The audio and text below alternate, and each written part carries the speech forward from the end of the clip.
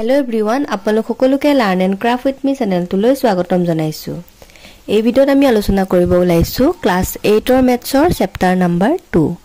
ইয়াৰ নাম আছিল first degree equation in one variable, অৰ্থাৎ এটা চলকযুক্ত এক ঘাতৰ সমীকৰণ। যোৱা ক্লাছত আমি এক্সাৰসাইজ 2.1 ৰ কুৱেশ্যন নম্বৰ 3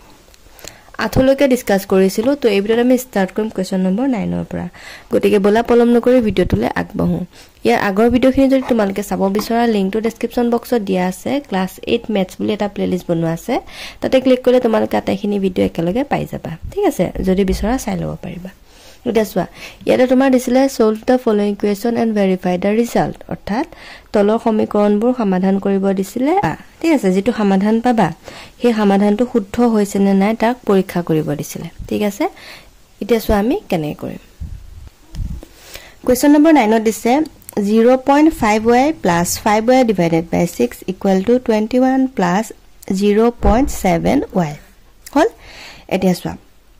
ইয়াতে যদি আমি মন কৰো, ইয়াতো আমাৰ চলক এটা আছে, ইয়াতো আছে, ইয়াতো আছে, আৰু এটো হৈছে আমাৰ কি সংখ্যা। এতিয়া আমি কি কৰিম জানানে, সংখ্যাবিলাক সোঁ হাতে ৰাখি বাকি যিমান বিলাক চলক থকা ৰাখি আছে সবকে আমি কি কৰিম বাও সাইডে লৈ আহিম। তো এখিনি একে থাকিব, মানে 0.5y plus 5y divided by 6 এ থাকিব। এটো যেটো y থকা ৰাখি আছে 0.7y তাক আমি এফালে লৈ আহিম। তেটো প্লাস হৈ আছে নাই, তাক যদি তুমি এফালে লৈ আহা তেতিয়া কি হৈ যাব মাইনাস হৈ যাব, মানে মাইনাস 0.7y equal to 21 আছে, as it is 21 এ ৰাখি দিয়া হল। তে এইটা ৰাখি চোৱা, ইয়াতে তোমাৰ তলত এক এটা আছে বুলি ধৰিলো আৰু ইয়াতো তলত এক এটা আছে বুলি ধৰিলো হল। তাৰপিছত এই গুটেকিটাৰ আমি কি কৰি দিম, তেতিয়া লসাগু উলিয়াই দিম হল। এতিয়া চোৱা 1 6 1 লসাগু কিমান হ'ব 6 ৰে হ'ব হল। এতিয়া চোৱা, ইয়াতে 1 থাকিলে 1 ৰে 6 কেবাৰ যাব 6 বাৰ যাব, গতিকে ইয়াতে আমি 6 পাতো। তে এই ৰাখিটো চোৱা কিমান আছে 0.5y, তো as it is লিখি দিলো। এটো কি চিন আছে যোগ চিন আছে, ইয়াতে আমি যোগ চিন দিলো। তে 6 ৰে 6 কেবাৰ যাব এবাৰ যাব, 1 টো নেলিখো, 1 ইনটু কি হ'ব 5y, মানে 5y হ'ব। মাইনাস চিন আছে মাইনাস দিলো, 1 ৰে 6 হৰণ কৰিলো কেবাৰ যাব 6 বাৰ যাব হয়নে, গতিকে 6 ইনটু এটো হ'ব, মানে কি হ'ব এটো 0.7y equal to 21 আছে 21 এ ৰাখা হল। নেক্সট আমি বজ্ৰ পূৰণ কৰি পেলাই 6 টো ইফালে লৈ যাম হয়নে, বা এটো আমাৰ হৰণ হৈ আছে যেহেতু তাক ইফালে লৈ গলে 6 টো কি হৈ যাব হৰণটো পূৰণ হৈ যাব, তেনেকৈ কৰিব পাৰো। এতিয়া চোৱা কিটা পূৰণ কৰা,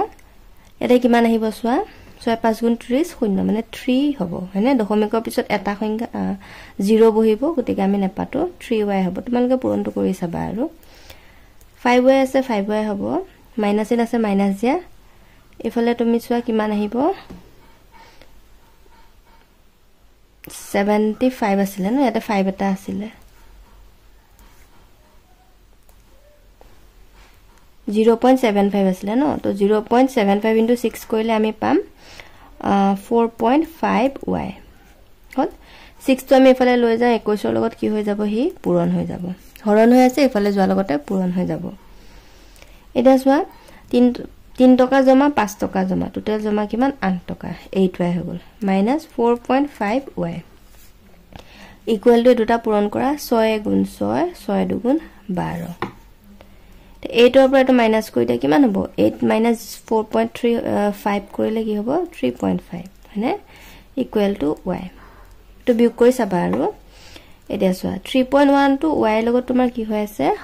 পূৰণ হৈ আছে, তাক যদি তুমি এটা ইফালে লৈ যোৱা সমাজনৰ ইফালে, তে পূৰণটো কি হৈ যাব হৰণ হৈ যাব, মানে 126 divided by 3.5 হল। এতিয়া আমি এটো 0.5 টো অতৰাই দিও, দশমিকটো অতৰাই দিও, তেতিয়া কি হ'ব জানানে, ওপৰত তোমাৰ আহি যাব 1260 কৰি দিও, তেতিয়া হলে তলত তো দশমিকটো আতৰি যাব হল। এটা পূৰণ কৰি চাবা কিমান আহিব জানানে, 36 ৰ লগত 35 যদি তুমি পূৰণ কৰা তুমি পাবা 1260। পূৰণ কৰি চাব পাৰা, গতিকে তোমাৰ y মানটো তুমি কিমান পালা 36, বুজি পালা নে। 36 ৰ লগত 35 পূৰণ কৰিলে তুমি এটো পাবা, গতিকে y ইকুৱেল টু আহি গল 36 হল। এতিয়া আমি কি কৰিম জানানে, এই সমীকৰণটো যেটো আমাৰ দিয়া আছিল তাত তুমি কি কৰিম y মানটো পুট কৰিম। ঠিক আছে, সো y মানটো পুট কৰিলে ইফালে 26 যদি উলাই, তেতিয়া হলে তোমাৰ কি হ'ব সমীকৰণটো শুদ্ধ হ'ব। এতিয়া চোৱা আমাৰ সমীকৰণটো কি দিয়া আছিল, লেফট হ্যান্ড সাইড বুলি লিখি লৈছো 0.51 plus 5y divided by 6 minus 0.75y equal to 21 মানে 21 আমাৰ ওলাব লাগে আৰু হয়না এটো নেপাতিবা আৰু ইফালে যেটো লেফট হ্যান্ড সাইড বুলি লিখিছো হল এটা চাবা হা আমি কি কৰিম গুটেইলা একে ৰাখিম খালি y এর জায়গাত আমি 36 পাতি যাম যেটো y মান 36 পাইছো গতিকে y এর জায়গাত আমি 36 পাতিম পাতি যোৱা 0.5 into 36 দিছে y খন 36 কৰিলো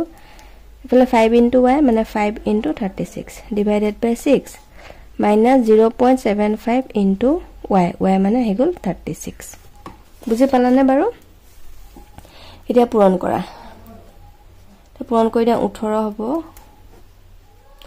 180 divided by 6 minus ইয়াৰ লগত এটো পূৰণ কৰি দিয়া আহি যাব তোমাৰ 27 হল লখাগু লিওয়া ইয়াতে ইয়াতলত একটা আছে বুলি ধৰা ইয়াতলত একটা আছে বুলি ধৰা লখাগু হ'ব 6 একেৰে 6 6 এবাৰ যাব গতে 6 into 18 যোগ চিন আছে যোগ দিয়া 6 ৰে 6 এবাৰ যাব গতি 1 into 180 180 হ'ব মাইনাস চিন আছে মাইনাস দিয়া একেৰে 6 6 এবাৰ যাব গতি 6 into 27 হল এটা কিটা পূৰণ কৰি দিয়া কিমান ওলাই সোৱা 18 6 গুণ 108 plus 180 27 6 গুণ 6 7 গুণ 42 6 গুণ 12 16 হল এটা দুটা তোমাৰ জমা আছে এটো ধাৰ আছে গতিকে জমা কিটা একে কৰি লোৱা দুইটা প্লাস কৰি দিয়া কিমান আহিব 288 minus 162 divided by 6 এটা মাইনাস কৰিলে আহিব 126 divided by 6 তে 6 ৰে কেইবাৰ যাব 6 দুগুণ 12 6 গুণ 6 21 এইজনে ইফালে আমাৰ 21 ওলাব লাগিছে ৰাইট হ্যান্ড সাইডত 21 আছিল আৰু ইফালে আমাৰ 21 ওলাই গল গতিকে আমি কি লিখি দিম যে left hand side is equal to right hand side আৰু এটো আমাৰ কি হৈ গল প্ৰমাণিত হৈ গল শুদ্ধ বুলি হয়নে ঠিক আছে বুজি পালা এতিয়া আমি next question number 10 next question number 10 টো চাই লোৱা ইয়াতে দিছে 10x + 7 divided by 4x equal to 2 এটা সোৱা ইয়াতে আমি কি কৰিম দুই তলত একটা আছে বুলি ধৰি লম ধৰি পেলে এটো আমি এনেকে বৰ্জ্য পূৰণ কৰি দিম বৰ্জ্য পূৰণ কৰিব হলে কি হ'ব লাগে কি কৰিব লাগে সোৱা ধৰা a by b আছে এফালে c by d আছে তে বৰ্জ্য গুণন পদ্ধতিত কি হ'ব a লগত d পূৰণ হ'ব আকৌ b লগত c পূৰণ হ'ব হয়নে এই পদ্ধতিটো আমি ইয়াতে পুট কৰিম হল এটা এটুক a বুলি ধৰা এটুক d বুলি ধৰা তো দুইটা পূৰণ কৰি দিয়া 1 ৰ লগত পূৰণ কৰিলে তুমি একে পাবা গতিকে 10x + 7 নেক্সট এটো b এটো c তেতিয়া হলে কি হ'ব bc মানে 4x into 2 হল বুজি পালা এতিয়া চোৱা 10x + 7 ইফালে 4 দুগুণ 8 মানে 8x হল 8x টো তুমি এফালে লৈ আহা আৰু 7 টো এফালে লৈ যোৱা এটা 8x টো প্লাস হৈ আছে সমান চিহ্ন এফালে আহিলে মাইনাস হৈ যাব 7 টো প্লাস হৈ আছে সমান চিহ্ন এফালে গলে কি হৈ যাব মাইনাস হৈ যাব তাৰ মানে 10x - 8x = এফালে যোৱা লগতে 7 টো মাইনাস হৈ গল বুজি পালা এতিয়া চোৱা 10 টকা জমা 8 টকা ধাৰ গতিকে 2 টকা জমা হল ইকুৱেল টু আহিলে -7 হল তো x = কি হ'ব 2 টো পূৰণ হৈ আছে সমান চিহ্ন এফালে গলে হৰণ হৈ যাব তাৰ মানে -7 divided by 2 হল এটা তুমি x ৰ ভ্যালু পালা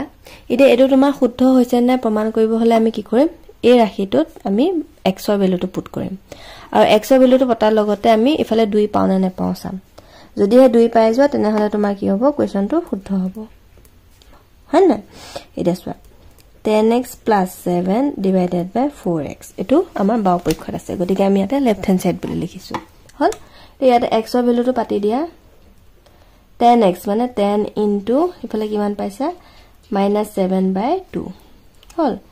+7 আছে +7 পাতা 4x তাৰ মানে 4 into x x মানে হৈছে -7 divided by 2 হল এটা এটো কটাকটি কৰা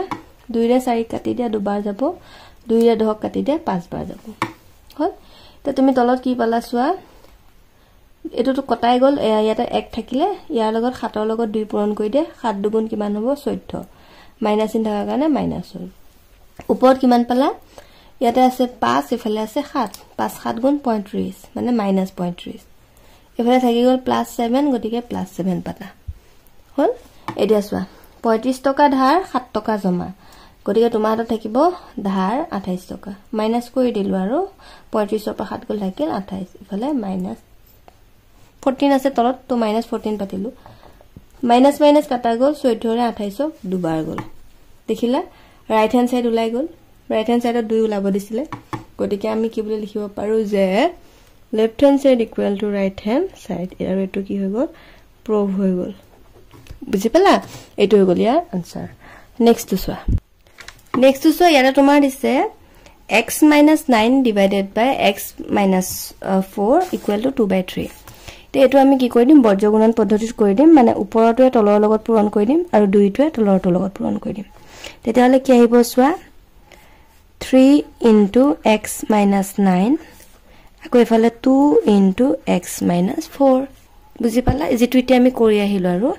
এটোৱে ইয়াৰ লগত পূৰণ কৰিলো এটোৱে ইয়াৰ লগত পূৰণ কৰিলো হল তে ব্ৰেকেটডাল উঠাবৰ কাৰণে কি কৰিব লাগিব 3 ৰে দুইটাকে পূৰণ কৰিব লাগিব 3 ৰে ইয়াৰ লগতো পূৰণ হ'ব ইয়াৰ লগতো পূৰণ হ'ব হল তে 3 into x 3x minus in আছে minus 9 3 গুণ 27 2 into x twice x minus in আছে minus দিয়া 2 4 গুণ 8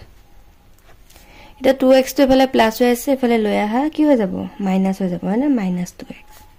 equal to minus 8 আছে এফালে সোৱা 27 টো ধাৰ হৈ আছে মাইনাস হৈ আছে সমাজৰ এফালে আহিলে কি হৈ যাব প্লাস হৈ যাব প্লাস 27 হল 3 টকা জমা 2 টকা ধাৰ গটিকে জমা 1 টকা তাৰ মানে x আহিলে আৰু এফালে 27 ৰ পৰা 8 মাইনাস কৰিলে কিমান আহিব 19 হয়নে গটিকে x ৰ ভ্যালু তুমি কিমান পালা 19 পালা ঠিক আছে এতিয়া সোৱা ইয়াতে আমি কি কৰিম বাও পক্ষটো পাতি লম বাও পক্ষত তোমাৰ কিমান দিয়া আছে x minus 9 x minus 4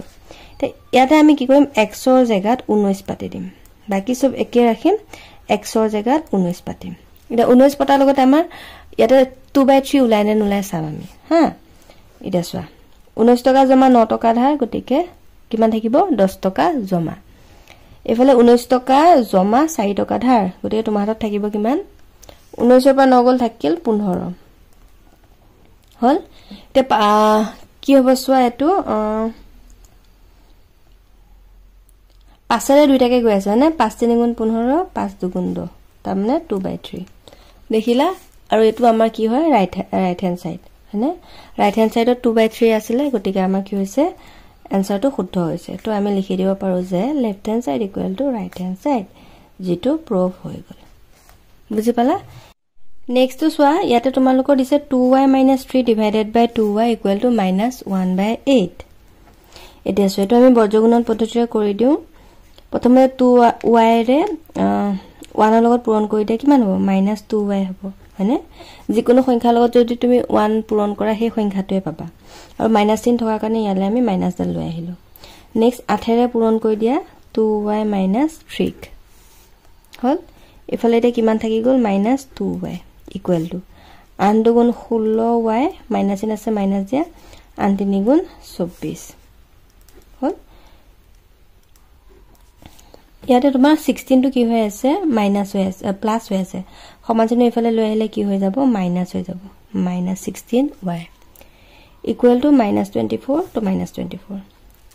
2 টকা ধাৰ 16 টকা ধাৰ গটিকে টোটাল ধাৰ হ'ব কিমান 18 টকা 18y equal to -24 minus minus কাটা গল 18 টো y লগত পূৰণ হৈ আছে সমাজনে ইফালে লহাৰ লগতে কি হৈ যাব হৰণ হৈ যাব তাৰ মানে 24 divided by 18 হল এতিয়া কাটাকটি কৰা 2 ৰে কাটা 2 12 গুণ 24 2 9 গুণ 18 3 ৰে কাটা 3 3 গুণ 3 4 গুণ 12 তাৰ মানে y ভ্যালুটো তুমি কিমান পালা 4/3 পালা হল এতিয়া আমি কি কৰিম লেফট হ্যান্ড সাইডত তোমাৰ যেটো দিয়া আছে ৰাখি মানে 2y - 3 divided by 2y ইয়াত আমি কি কৰিম y মানটো পুট কৰিম y মান কিমান পাইছা 4/3 ইয়াত আমি কি কৰিম 4/3 কিটা পাতি যাম